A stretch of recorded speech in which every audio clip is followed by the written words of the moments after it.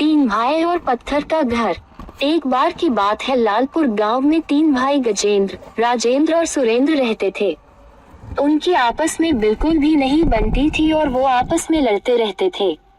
उनके पिता की मृत्यु जब वे छोटे थे तभी हो गई थी। वो तीनों अपनी माँ के साथ रहते थे। वे अपनी माँ की खेती में मदद करते थे और अपने घर का गुजारा चलाते थे। एक दिन उनकी माँ बहुत बीमार हो गई।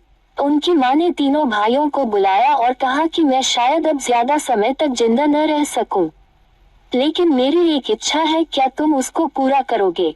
तीनों भाइयों ने माँ की इच्छा के बारे में पूछा। माँ ने बोला, मैं ये चाहती हूँ कि तुम सब एक बड़ा घर बनाओ और साथ में रहो। तुम सब खूब तरक्की करो।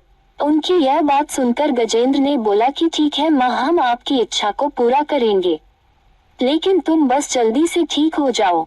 इसके बाद वह बाहर चले गए। बाहर जाकर राजेंद्र गजेंद्र से बोला कि तुमने माँ से यह क्यों बोला कि हम साथ रहेंगे? मैं तुम्हारे साथ नहीं रहने वाला। सुरेंद्र भी बोला, मैं भी तुम दोनों के साथ नहीं रहने वाला, तुमको माँ को सच बोलना चाहिए था। कुछ दिनों के बाद उनकी माँ की मृत्यु हो गई। इसके बाद उनने सोचा माँ की आखिरी इच्छा थी अच्छा बड़ा घर बनाने की।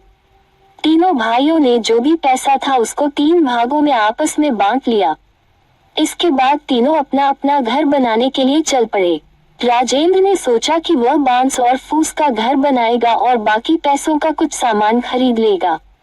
उसने ऐसा ही किया। वह जाकर बांस और फूस ले आया और अपना घर बनाने लगा।